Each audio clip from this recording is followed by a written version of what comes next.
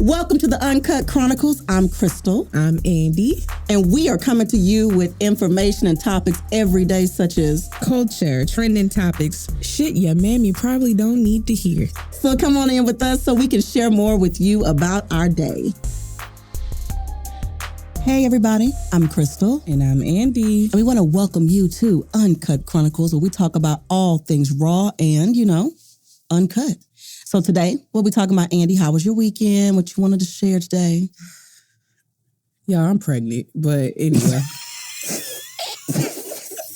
Clearly, she was doing it raw and uncut. That's how I got like that, because that's what it equals Chronicles. When you do raw stuff. You procreate. It's really uncut. But you guys, Krystle, I really, and we had an offline conversation about this, but I am beginning to get really irked about how Black people are just not accepted everywhere. And I get it sometimes, being Black be fun as fuck. It'd be dangerous as fuck too. But it's just, we're just not accepted in a lot of spaces. And that's actually starting to bother me. What spaces do you feel we're not accepted in? Everywhere. Damn, like Visa? All right. Like American Express. We ain't accepted everywhere. All right. So give me an example of one place you feel like we're really not accepted. I think one of the things that I'm noticing the most that we're not accepted in, anytime we are in like the upper echelons. So when I see wealthy Black men and women start getting into those higher tax brackets, it's like they be fighting for their fucking lives to be accepted into that circle.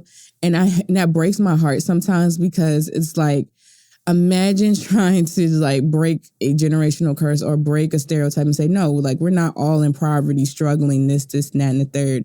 And you carry yourself so well and you finally get up to that peak of just the upper echelons and you getting closed out because you're not white. And I see that so common, like even like it like for me, I went to a donors banquet because I donated money from my business to this cause, and I was the only Black person in the room. I was the only Black person in the room, and you can literally like feel like what the fuck is she doing in here? And I feel like that's such a common experience for us once we get up there. Like I'm in the room with millionaires, billionaires, all that stuff. And I actually like freaked out about it because I was like, oh my God, do I belong in this space? I started questioning myself, did I belong in that space? You should have called me. I should have. Because I felt like I didn't belong in that space and then they made me feel like I was unwelcomed in that space. And I told my PR person, I was like, I don't think I can do this. Like, I don't think they care. I don't think I could be in this space. And she was like, if the only reason why you feel like you can't be in that space is because you're Black, baby, go ahead and put that dress on and go get in there. She said, because there's tons of Black people in spaces where people essentially feel like they don't belong. So what makes you feel like you're any different or any less than that you don't belong in that space? Yep. But I think it's difficult. Let me say something, though, about that. Like, I feel like when that happens a lot. I remember one time I was doing this event. It was a few years ago, and my assistant came with me, and we were the only Black women there. And it was an event that was being hosted by another company. They came in town. We were supposed to show up for the preliminary opening. So they had all this media there. We're the only Black women. And I had already donated to the cause, as well as came to bring some additional gifts to say thank you. And when we got there, one young lady said, "Oh, I'm sorry. What are you doing here?" No. She said, and I quote, "Oh, I'm sorry. This is not open to the public." And my assistant looked at me and she grabbed the collar of her shirt. She looked at me and I looked at her. And then you see this other lady who happened to be white as well running. She's like, no. God. It's like she knew the other woman was a fool and maybe had some tendencies that were not inclusive. And she was trying to like shut her down. But the other woman had already opened her mouth. And I said, excuse me? Damage already done. I'm sorry, I'm not the public. Do you... I'm sure you already clocked in. Is your supervisor available? Since you think I'm the help. Child. Mind blowing. It happens all the time. I was somewhere just a couple weeks ago and somebody said, "Oh, hi, you're the CNA?" What the fuck? Excuse me? Not the CNA. In my little suit. I couldn't even get the what? She said, "You must be the CNA. Hi, I said, "Oh, I am so sorry. You must be mistaken. Please get on the phone with your director, please, and let them know that I'm here." And she said, "Oh." And so it happens all the time where people feel like if we look a certain way, we walk a certain way, we talk a certain way, it doesn't matter. And that's why all this brainwashing people to believe they have to be a certain type of person to be respected, to me is trash. Don't get me wrong. There's a certain way you should conduct yourself in a variety of spaces, being professional, intelligent, articulate, decorum in class, no problem. But by no means am I to whitewash myself in order to fit into somebody else's ability. I don't have to straighten my hair. I don't have to drive a certain thing. I don't think any of that's required. And when I do meet other people who look like me, who do feel like they have to live in certain neighborhoods, drive certain things, go to certain schools, look a certain way, say certain things, rub certain elbows, but you're still Black and they're still going to treat you accordingly. So are you trying to impress others or yourself? Because there's a lot of confusion for me on that. So I really get disgusted with that too.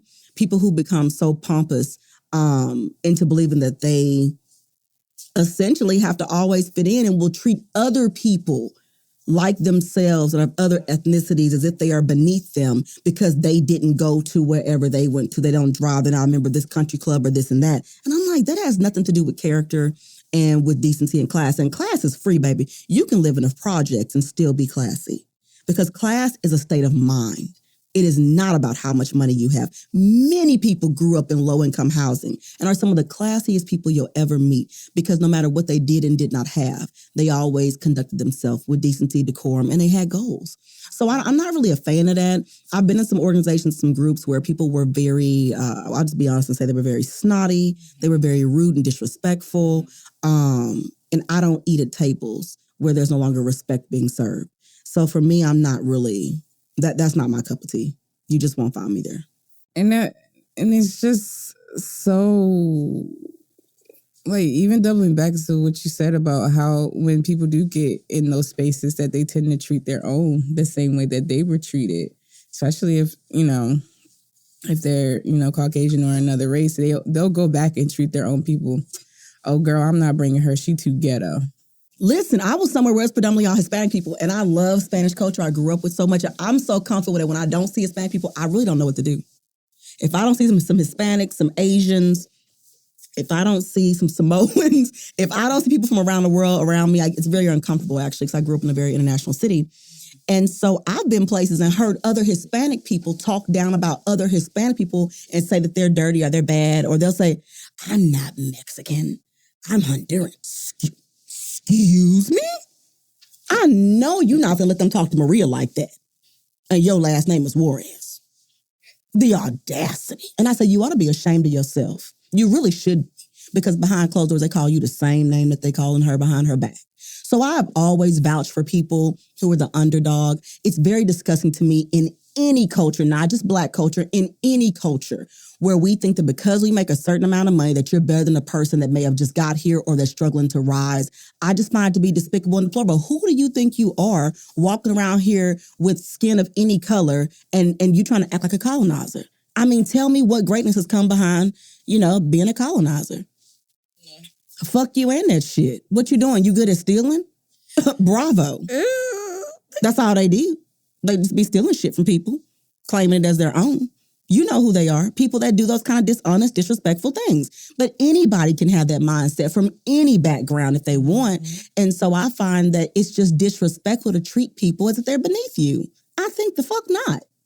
And that's why I don't understand why there's so much division among minorities. And then interculturally, there's so much division.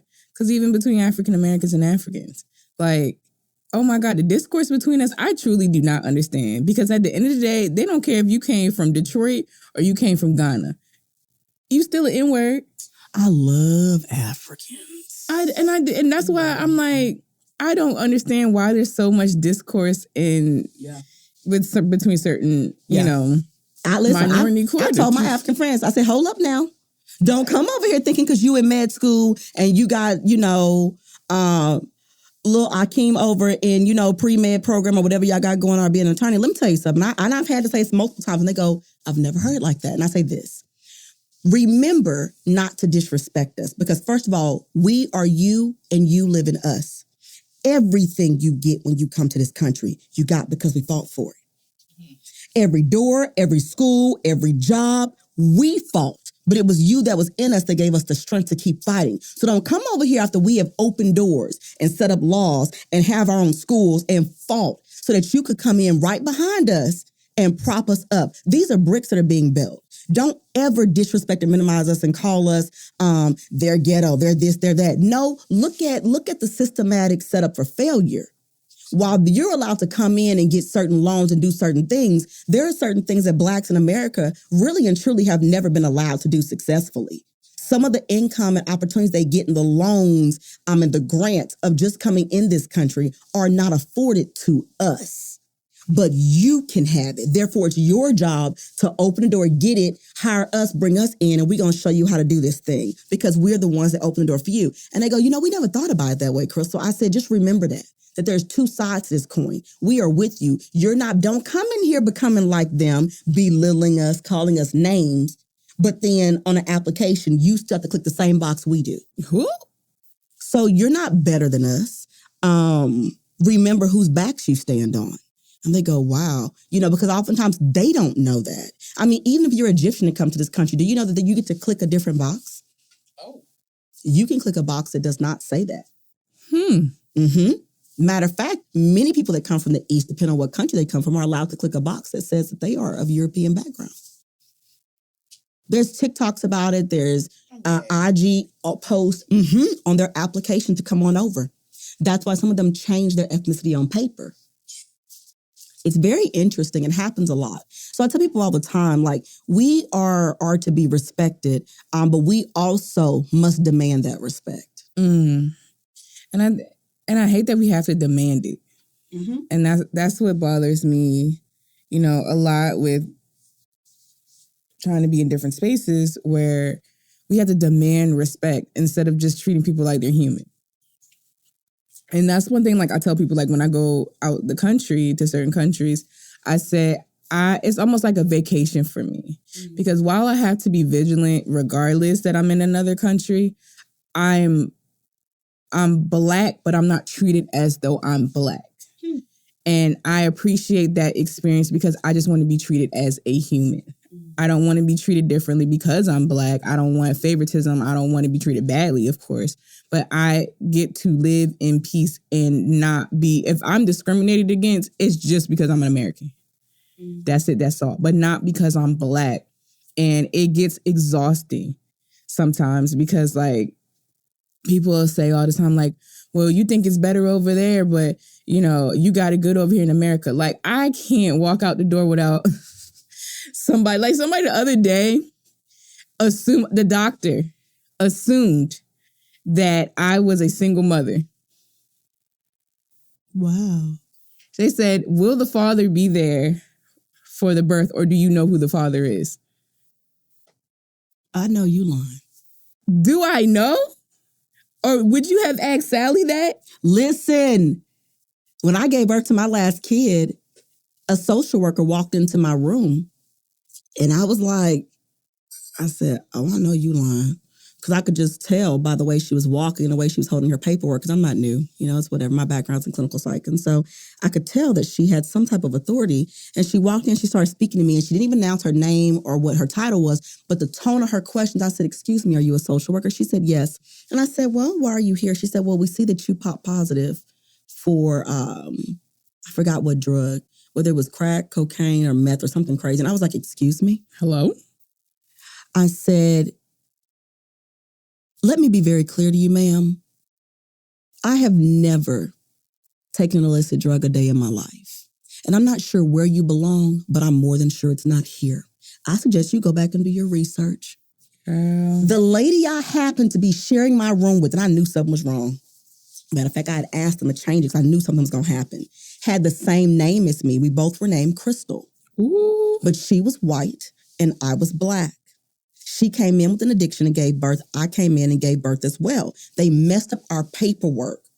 Her baby popped positive, of course, because she was using. Mine did not. Do you know? I said, y'all better fix it and fix it fast. First of all, I shouldn't even know that woman's background or her lifestyle. That's a HIPAA violation. You should have double checked my wristband when you came in to make sure you didn't have that conversation with me. Because now I know this baby's whole life. And you're talking about you finna come in and take somebody's kid. Do you know that after that I said, please make sure that this paperwork has been changed. When I got ready to leave, you know they hadn't changed it. I believe it. I stood at that counter. I'll take this whole gown off. Baby. And march these halls. But because I was black, it was assumed that I was a drug-addicted mother. It doesn't surprise me. Like, I've dropped, my daughter off at school, and somebody asked me if I was a nanny. Baby, what? They said, oh, hey, sir. Oh, is that the nanny? The mama? The mama? Because she was going to a predominantly white Montessori school. So she was probably maybe one or two of the black children there. And my baby's high yellow. Oh, Boogie, they thought I was a nanny. They thought I was the nanny. And it took everything in me not to go off. And I said, no, I'm her mother. Oh. Why was the first assumption that you thought I was the nanny to help? And I find these experiences so common that it's so frustrating because it's like, if this was any other race, would you have assumed the same thing? No. Do you think that oftentimes the people of color are welcomed, like period, other ethnicities, welcome in other genres like cosplay and other things? Because you oftentimes see that, first of all, I love the fact that other ethnic groups play the hell out of roles and characters and put a spin on them that is so fucking dope. Like, you're like, damn, I didn't even think Sailor Moon could do and it's just like all the coolness that comes with it. And I feel like oftentimes people of different ethnic backgrounds are not even allowed to feel welcomed in those alternative spaces, whether it's in funk or in rock or in cosplay or anime or really in anything. No, like if you're not like white passing minority, they're gonna eat your ass up. Like I especially like at DreamCon when a lot of like one of the conventions when there was a lot of like black cosplay pictures going around. Mm-hmm. I ain't never seen the N-word so much in my life. What? I was like, these are fictional characters. These are fictional characters, and you really got up under somebody's picture and said, "Well, since when is Sanji black? Since when is Luffy black? Since when is this person black?" Looky, it's a fictional character. It's just like Halloween, like when you dress up as somebody for Halloween, it was like, well, since when is Pocahontas black? We know they not black, but it's not against the law for them to dress up and cosplay, as a specific fictional character. Why is that such an issue? And it's all the time. It's so bad. Like, it's so bad. The hate that some of these cosplayers get, especially if they're black or, of darker minority that they get, is so sad. Like, and it really, like, I hear a lot of stories where like people stop posting, people stop participating in things that they love because the hate is so crazy. It literally like affects their mental health. And it was like, why can't I enjoy these same things? And it's literally just because you're black. That's it. That's all. But if Kathy does it, is, ooh, she's so hot. Oh, wow. This is a perfect cosplay for you. This, and that, and the third. Not Kathy. Girl. I so agree. I think the same thing in music. There's this, listen, we back taking over country music. Have you seen all of the new black artists in country music? I have. Ooh. And I actually really, really like it. I love country music. I don't. But that is one genre of music. I can't get with it. I can't get with it. I'm sorry. I've tried. I keep listening to everybody else. Now, I will give honorary pass to Dolly Parton. Love her. Because Jolene, I'm gonna get in that car and act like I'm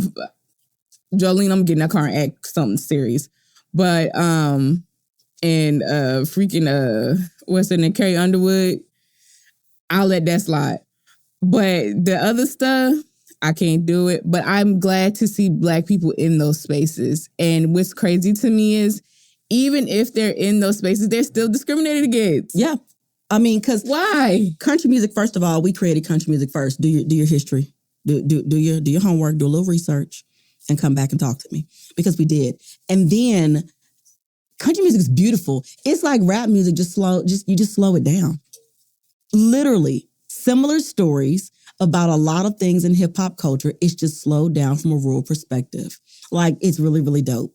And so you're right. They're getting a lot of hate, but at the same time, the younger people are really pushing them forward because they love it. And I love that for them. And that's why I'm like, why? I don't think there should be like gatekeeping when it comes to music, essentially. Agreed. That's why I was like, in our previous episode when we were talking about how, people feel like, well, hip hop and rap and R&B should be gatekept. But I'm like, I don't think so. As long as you come into that space knowing your history and respecting the people within that culture, I don't see an issue with it. Mm-hmm. But when you come in trying to be a character of what you think a Black person is or what you think hip hop and R&B is, that's when I have an issue. Right. Like JoJo, my girl JoJo, she can sing. That's a white girl that I'd be like, go ahead and do it. But she's never came in acting like a caricature of a Black woman. Agreed. And that's where I respect artists that come into those spaces or those cultures and they don't try to be that stereotypical character of what they think that culture is. Right. And I feel like when Black people go into certain spaces that we don't normally go into, or if we've been there and we're just not a lot of us there, I don't never see us become characters of that culture. But when it comes to us, everyone else feels like they have to be a character or a stereotype of what they think that culture is, essentially. Right. No, I agree. Just like, with everything from homeschool moms to music, to ballet, listening to Misty Copeland over the weekend, discuss her stories about having to color her own ballet shoes and how to find tights. Because she said that the standard name for a lot of the ballet shoes is called European pink. She said, isn't that interesting?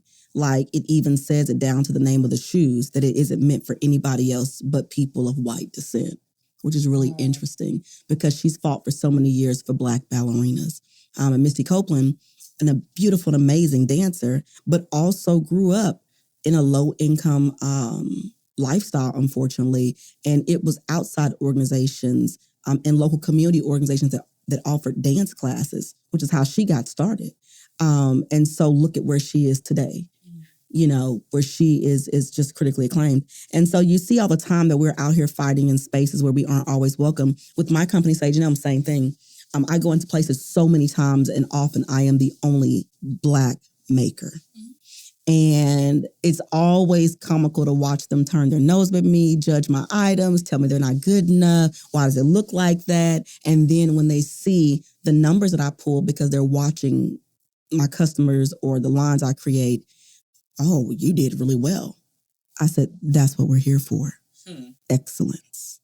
Well, how did you do this? How do you do that? I mean, it's even stopped some of my customers before and had them go, excuse me, you're out of line for what you just said. My customers have even started to do that to people. Happens all the time. And people don't understand how much of an uphill battle it is in a fight when you're a person of color and you're serious about what you're doing.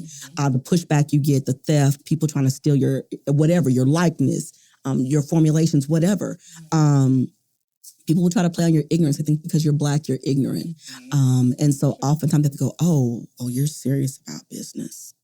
You thought we were here for games? Yeah. You thought we were playing checkers? Essentially. Every day I get up and playing chess. Somebody asked me if I had my LLC.